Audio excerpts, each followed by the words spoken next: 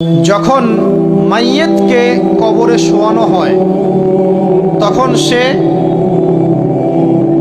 তাকে দাফন করে যাওয়া ব্যক্তিদের হাঁটার খসখস আওয়াজ শুনতে পায়। এরপরে তাকে যখন শুইয়ে দেওয়া হয়, সে যদি মুমিন ব্যক্তি হয় তাহলে তার মাথার দিকে তার সলাত এসে দাঁড়িয়ে যায়।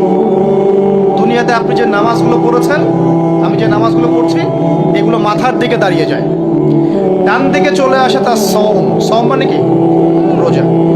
বাম দিকে চলে আসে যাকাত। তারপরে পায়ের দিকে চলে আসবে তার আত্মীয়তার সম্পর্ক রক্ষার ইবাদত, তার এই যে অন্যান্য দান সদকা, তার নফল আমল, তার তাসবিহ তাহলিল, তার কোরআন তেলাওয়াত ইত্যাদি পায়ের দিকে চলে আসবে। এখানে একটা হাদিস এসেছে, সূরাতুল মুলক যে ব্যক্তি রাতের বেলা তেলাওয়াত করবে, কোন সূরা ভাই? তাবারাকাল্লাযী বিয়াদিহিল মুলক ওয়া হুয়া আলা কুল্লি শাইইন কাদির।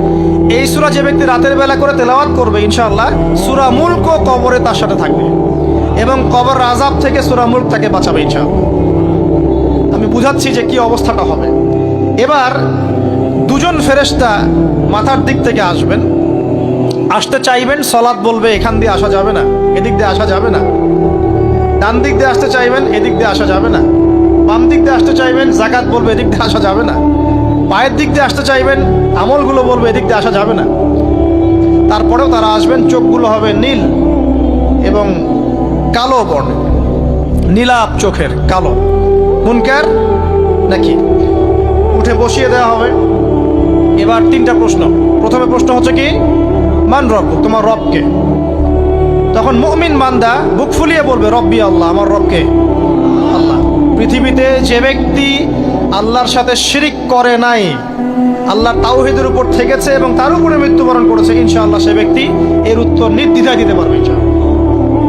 আর দুনিয়াতে যে বা যারাই আল্লাহর সাথে শিরিক করবে, আল্লাহর সাথে শিরকের পাপে লিপ্ত হবে, ওই অবস্থায় মারা যাবে, তাওহীদের উপর থাকবে না, কোশ্চিন কালেও মান রব্বুক উত্তর দিতে পারবে না।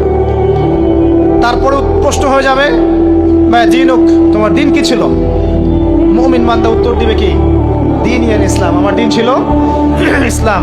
এখানে শুনে রাখেন, পৃথিবীতে যারা ইসলামকে পরিপূর্ণরূপে পালন করবে তারাই এই উত্তর দিতে পারবে ইনশাআল্লাহ।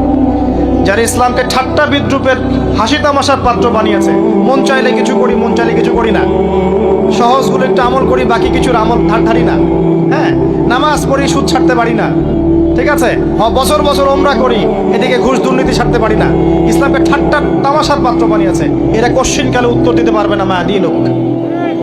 দিনে পরিপূর্ণরূপে ইসলামে প্রবেশ করতে বলেছেন আল্লাহ রাব্বুল আলামিন। যারা পরিপূর্ণরূপে ইসলামে প্রবেশ করবে এবং ইসলামের প্রতিটা মৌলিক বিধান মেনে চলবে, ইনশাআল্লাহ তারা এর উত্তর দিতে পারবে। এরপরে আসবে তৃতীয় প্রশ্ন। নবী সাল্লাল্লাহু আলাইহি ওয়াসাল্লামকে দেখানো হবে। যখন দেখানো হবে তখন সূর্য যখন ডুবে যায়, যে দৃশ্যটা আমরা দেখতে পারি না, ওই দৃশ্যটা ভেসে উঠবে এবং মুমিন বান্দা অস্থির হয়ে যাবে, বলবে আমাকে ছেড়ে দাও, আমি নামাজ পড়বো। সুবহানাল্লাহ। তার কারণ তার কাছে মনে হবে যে আসরের ওয়াক্ত হয়ে গেছে, আসরের ওয়াক্ত হয়ে গেছে, আসরের ওয়াক্ত চলে যাচ্ছে, আমাকে নামাজ পড়তে হবে। চিন্তা করেছেন? ওই যে একটা হাদিস আছে না, যে 7 শ্রেণীর মানুষকে আল্লাহ রাব্বুল আলামিন আরশের ছায়া দিবেন। তার মধ্যে এক শ্রেণীর মানুষকে, যার অন্তর মসজিদের সাথে ঝুলে থাকে, তার মন মসজিদের সাথে ঝুলে ছিল, এই সূর্য ডুবে গেল বলে আমাকে ছেড়ে দাও, আমি নামাজ পড়তে যাব। তখন ফেরেশতারা বলবেন তোমাকে নামাজ পড়তে দেয়া হবে, তবে তার আগে তুমি এর উত্তর দাও। কি উত্তর? এই ব্যক্তির দিকে তাকাও। তখন নবী সাল্লাল্লাহু আলাইহি ওয়াসাল্লামকে দেখানো হবে, সাল্লাল্লাহু আলাইহি ওয়াসাল্লাম দরুদ পড়বেন। বলা হবে যে এই ব্যক্তির সম্পর্কে তোমার কি ধারণা?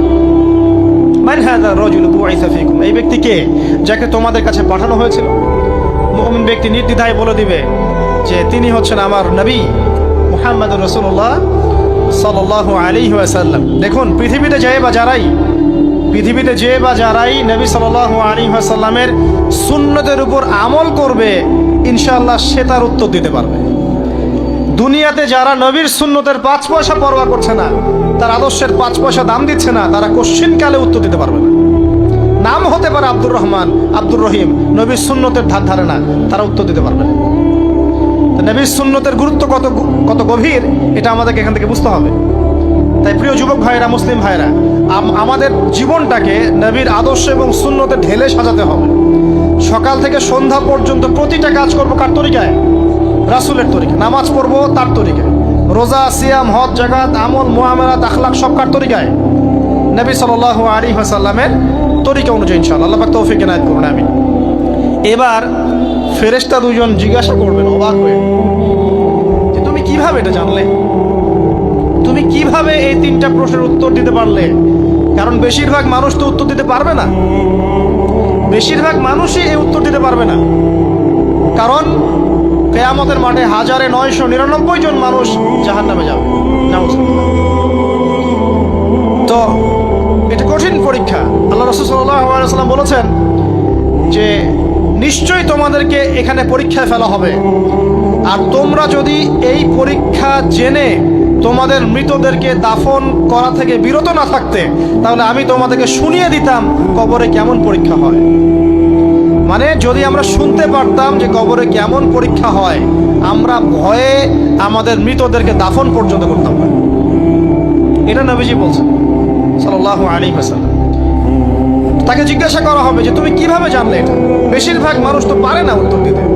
তখন সেই ব্যক্তি বলে বসবে, সেই ব্যক্তি বলবে যে করাতু কিতাব আল্লাহ, আমি আল্লাহর কিতাব এই কোরআন পড়েছি।